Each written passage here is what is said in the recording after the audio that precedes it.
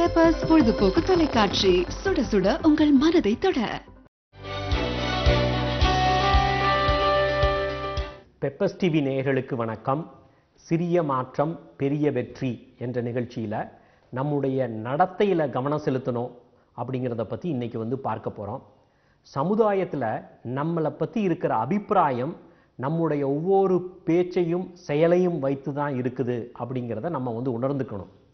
நம்ம ஒரு இடத்திற்கு போகிறதுக்கு முன்னாடியே நம்ம பற்றி இருக்கிற அபிப்பிராயம், இமேஜ் போய் சேர்ந்துடும். நம்ம கம்பெனியில் புதுசாக ஒரு மேனேஜர் ட்ரான்ஸ்ஃபரில் வர்றாரு அப்படின்னா அந்த மேனேஜரை பற்றி ஏற்கனவே சொல்லிடுவாங்க, எப்பா இவர் ரொம்ப ஸ்ட்ரிக்டான ஆள், ரொம்ப கடுமையான ஆள் அப்படின்னு. அந்த மேனேஜர் நம்ம கம்பெனியில் சேர்றதுக்கு முன்னாடியே அவரை பற்றி இருக்கிற ஒப்பீனியன், இமேஜ் அந்த கம்பெனிக்கு அவர் வேலை பார்க்குற இடத்துக்கு வந்துடுது. அந்த மாதிரி தாங்க நம்ம போகிறதுக்கு முன்னாடியே நம்மளுடைய இமேஜ் ட்ராவல் ஆகிடும். நமக்கு ஒரு வேலை கொடுக்கணுன்னா கூட 4 பேர்கிட்ட நம்மளுடைய கேரக்டரை விசாரிச்சுட்டு தான் கொடுக்குறாங்க. நமக்கு வாடகைக்கு வீடு வேணும்னா கூட நம்ம பற்றி முழுக்க ஆராய்ஞ்சு பார்த்து 4 பேர்கிட்ட விசாரிச்சுட்டு தான் நமக்கு வாடகைக்கு வீடு கொடுக்குறாங்க. ஆக நம்முடைய வாழ்க்கையில் நமக்கு என்னெல்லாம் கிடைக்கணுமோ அது நம்முடைய நடத்தையை வைத்து தான் இருக்குது அப்படின்றத நம்ம புரிஞ்சுக்கணும். நம்முடைய நடத்தையை இந்த சமுதாயம் பரிசீலனை செய்ததுக்கு அப்புறம்தான், அலசி ஆராய்ந்ததுக்கு அப்புறம்தான் நமக்கு என்ன கிடைக்கணுங்கிறதே தீர்மானிக்கிறது. ஆக இந்த சமுதாயத்தில் நல்ல மதிப்பு வேணும்னா நம்முடைய நடத்தையை நம்ம சீர்படுத்திக்கணும்.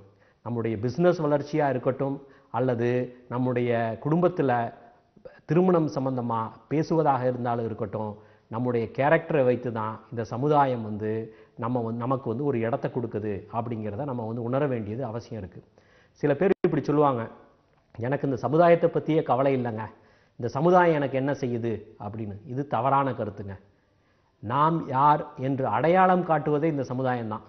நமக்கு என்ன வேணும், நமக்கு எவ்வளவு கிடைக்கணும் அப்படிங்கிறத முடிவு பண்ணுறதும் இந்த சமுதாயம் தான். அதனால் சமுதாயத்தில் நம்முடைய நடத்தையின் மூலமாக நல்ல பேர் வாங்குவது மிக மிக அவசியம். நல்ல பேர் எடுக்கிறதுங்கிறது ரொம்ப ரொம்ப கஷ்டங்க. ஏன்னா நல்ல பேர் எடுப்பதற்கு நீண்ட நாள் ஆகும். ஆனால் கெட்ட பேர் எடுக்கிறது ரொம்ப சுலபம். ஒரே நாளில், ஏன் ஒரு தவறான செயல் செய்தாவே அதில் கெட்ட பேர் கிடச்சிரும். அதை நிவர்த்தி பண்ணுவதற்கு நம்ம பல வருஷம் போராட வேண்டி இருக்கும். அதனால் நல்ல பேர் எடுக்கிறது ரொம்ப கஷ்டம், ஏன்னா அது நீண்ட நாள் ஆகும். அதனால் நம்முடைய நடத்தை ஒவ்வொரு நாளும் ஒவ்வொரு நிமிஷமும் நம்முடைய நடத்தையில் நம்ம கவனம் செலுத்துறது அவசியங்க. அடுத்து நம்ம பற்றி வரக்கூடிய விமர்சனங்களை நம்ம நல்வழிப்படுத்துவதற்காக வந்தது அப்படின்னு பாசிட்டிவாக எடுத்துக்கணும். நிறைய பேர் யாராவது நம்ம பற்றி கமெண்ட்ஸ் அடித்த உடனே அவங்களோட போய் சண்டை போடுவாங்க, என்னை பற்றி நீ எப்படி பேச போச்சு அப்படின்னு. ஆக அந்த விமர்சனம் நம்ம நல்லதுக்காக அப்படின்னு இருந்தால் அதை யோசித்து பார்த்து நம்ம திருத்திக்கிறதுக்காக தான் முயற்சி பண்ணணுமே தவிர அந்த விமர்சனம் செய்த ஆள்கிட்ட போய் நம்ம சண்டை போட்டக்கூடாது. நிறுவனங்கள் நிறைய பேர் நிறைய நிறுவனங்கள் ஃபீட்பேக் வாங்குவாங்க. நீங்கள் ஃபீட்பேக் ஃபார்ம்லாம் ஃபில்அப் பண்ணி கொடுத்துருப்பீங்க. அந்த நிறுவனத்தை பற்றி உங்களுக்கு என்ன அபிப்பிராயம், அந்த நிறுவனத்தில் உள்ள எம்ப்ளாயீஸ்லாம் உங்ககிட்ட நல்லா நடந்துக்கிட்டாங்களா அப்படின்னு ஃபீட்பேக் வாங்குவாங்க. எப்படி ஒரு நிறுவனம் வளர்ச்சி அடைவதற்கு ஒரு ஃபீட்பேக் வாங்குறது அவசியமோ, அதே போல் ஒரு தனிநபர் வளர்வதற்கும் அடுத்தவர்களுடைய விமர்சனங்களை புரிந்து நம்மை சரி செய்து கொள்வது அவசியங்க. நிறைய பேர் கோவப்பட்டு அவங்க மேலே காட்டத்தை காமிப்பாங்க. அப்படி இருக்கக்கூடாது. அடுத்தவங்களுடைய விமர்சனம் நமக்கு நல்லதுக்காக அப்படின்னா அதை நம்ம பாசிட்டிவாக எடுத்துக்கணுங்க. அடுத்து நம்முடைய நடத்தையில் மாற்றம் ஒரே நாளில் வந்துடாது. இந்த நிகழ்ச்சியோட தலைப்பே சிறிய மாற்றம் பெரிய வெற்றி. அன்றாட வாழ்க்கையில் ஒவ்வொரு செயல்லையும் ஒவ்வொரு நடத்தையிலையும் சின்ன சின்ன மாற்றங்கள் தான் நம்முடைய கேரக்டரை மாற்றுது. ஒரே நாளில் மாற முடியாது. அதனால் பொறுமையாக நம்முடைய செயலில், நம்முடைய நடத்தையில், பழக்க வழக்கத்தில் என்னென்னலாம் திருத்தணுமோ அதெல்லாம் திருத்திக்கிறதற்கு முயற்சி செய்யணுங்க. கெட்ட பழக்கம் அப்படின்னு உணர்ந்த உடனே சரி செய்யணும். நிறைய பேர் சொல்லுவாங்க, அடுத்த நியூ இயரில் நான் இந்த கெட்ட பழக்கத்தை நான் விட்டுடுறேன் அப்படிம்பாங்க. எப்போ கெட்ட பழக்கம்னு உங்களுக்கே தெரிஞ்சிருச்சோ அடுத்து புது வருடம் வரைக்கும் நீங்கள் காத்திருக்க வேண்டியது அவசியம் இல்லை. நம்முடைய நடத்தையில் மாற்றம் வரணும்னா முதல் கட்ட நடவடிக்கை சுய பரிசீலனை. சிலர் எப்பவும் ஆஃபீஸ்க்கு லேட்டாகவே வருவாங்க. அறகுறையாக புரிஞ்சுக்கிட்டு தப்பு தப்பாக வேலையை பார்ப்பாங்க, எப்பவும் மறதி இருக்கும், சொன்ன நேரத்தில் வந்து சொன்னபடி வேலையை வந்து முடிச்சு கொடுக்க மாட்டாங்க, இவருடைய லட்சியம் வந்து அடிக்கடி மாறிக்கிட்டே இருக்கும். இது மாதிரி கேரக்டர் உள்ள ஆட்கள் வந்து முதல்ல வந்து சுய பரிசீலனை செய்கிறது அவசியம். எப்படி சுய பரிசீலனை செய்யணும்? இந்த மாதிரி நம்மளுடைய கேரக்டருக்கு காரணம் என்ன அப்படிங்கிறத நம்ம உணர்வு பூர்வமாக நாமளே கேட்டு நேர்மையாக நம்மளே கேட்டுக்கிட்டு அதற்கான பதிலை வந்து டைரியில் வந்து குறித்து வச்சு எப்போவெல்லாம் நமக்கு திரும்ப திரும்ப இந்த மாதிரி ஒரு குணாதிசயம் பழக்க வழக்கம் வருதோ அப்போது அந்த டைரியை புரட்டி திருப்பி பார்த்தோம்னா நம்முடைய நடத்தையில் வந்து மாறுதல் முன்னேற்றம் வருவதை நம்ம உணர முடியும். நம்முடைய மாற்றத்திற்கு இன்னொரு காரணம் வந்து ஆழ் மனதில் வந்து நம்ம பதிகிற மாதிரி உறுதியாக வலுவாக நம்முடைய எண்ணங்கள் வந்து மாறணும்.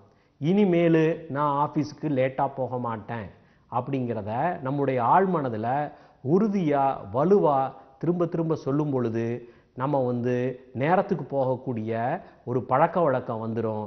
அப்புறமா நம்முடைய நடத்தையிலேயே வந்து வித்தியாசம் வர்றதை நம்மளும் உணரலாம், மற்றவங்களும் சொல்ல கேட்கலாங்க. ஆக நம்முடைய நிலை மாறுவதற்கு அடிப்படை, ஒரு மரம் வளர்வதற்கு அடிப்படையில் விதை அப்படின்னு ஒன்று இருக்கோ அது மாதிரி தான் நம்முடைய நடத்தையில் மாற்ற வரணும்னா அடிப்படையாக இருப்பது எண்ணம். நம்முடைய குடும்ப சூழ்நிலையை வளர்த்துக்கணும், வறுமையிலிருந்து மீளணும், நாம் சார்ந்த வேலையில் வந்து பதவி உயர்வு வரணும், நம்முடைய அந்தஸ்தை உயர்த்திக்கணும், பதவி உயர்வு வரணும் அப்படிங்கிறதெல்லாம் நம்ம ஒரு எண்ணம். இந்த எண்ணம் வந்த உடனே அதோடு நிறுத்திடாமல் இந்த எண்ணத்தை வந்து சிந்தனையாக மாற்றணும். இப்போ வரணும்னு நினச்சிட்டோம், வலுவாக வரணும்னா அடுத்து என்னென்ன செய்யணும்? மேற்கொண்டு படிக்கணுமா, மேற்கொண்டு பொறுப்புகளை எடுத்துக்கணுமா அப்படிங்கிறது சிந்தனை. ஸோ சிந்தனையை வந்து நம்ம வளர்க்கணும். அடுத்து இந்த சிந்தனை என்ன கொண்டு வரும்னா நம்முடைய பழக்க வழக்கத்தில் மாறுதல் வரும். இப்போ வந்து கீழ் லெவலில் ஆஃபீஸில் வேலை பார்த்துக்கிட்டு இருப்போம், நாளைக்கு வந்து சூப்பர்வைசர் மேனேஜர் ஆகிட்டோம்னா நமக்கு பொறுப்பு கூடிடுது. ஆக மற்றவங்களுக்கு முன்னாடி நம்ம ஆஃபீஸுக்கு போக வேண்டியது அவசியமாகிடுது. ஆக நம்முடைய பதவி உயர்வு கூடும் பொழுது நம்முடைய பழக்க வழக்கமும் கூடும். ஆக இந்த பழக்க வழக்கங்கள் அடிப்படையில் தான் நம்முடைய நடத்தை இருக்கும். இந்த நடத்தை தாங்க நம்முடைய வாழ்க்கையின் வளர்ச்சிக்கு அடித்தளமாக இருக்கிறது. இதை வந்து நம்ம வந்து புரிஞ்சுக்கணும். ஆக நம்முடைய நடத்தை வளர்ச்சியை கொடுக்கும், வளர்ச்சி தான் நம்முடைய எதிர்காலத்தை தீர்மானிக்கும். ஆக நம்ம புரிஞ்சுக்க வேண்டியது, நம்முடைய எதிர்காலத்தை தீர்மானிப்பது நம்முடைய தலைவிதி இல்லை, நம்முடைய ஜாதகம் இல்லை, தோஷம் இல்லை, சாபம் இல்லை, அதிர்ஷ்டம் இல்லை. நம்முடைய எதிர்காலத்தை தீர்மானிப்பது நாம் வளர வேண்டும் அப்படிங்கிற எண்ணம். அந்த எண்ணம் கொண்டு வர்ற பழக்க வழக்கம் வந்து நம்முடைய நடத்தையாக மாறும், நம்முடைய கேரக்டரே மாறும். ஆக கேரக்டர் தான் நம்முடைய டெஸ்டினியை வந்து தீர்மானிக்கும். சரி நேயர்களே, இதுவரைக்கும் நம்முடைய வாழ்க்கையில் நடத்தை எந்த அளவுக்கு அவசியம், நடத்தையை மாற்றிக்கிறதுக்கு நம்ம என்னெல்லாம் செய்யணும் அப்படிங்கிறத பற்றி பார்த்தோம்.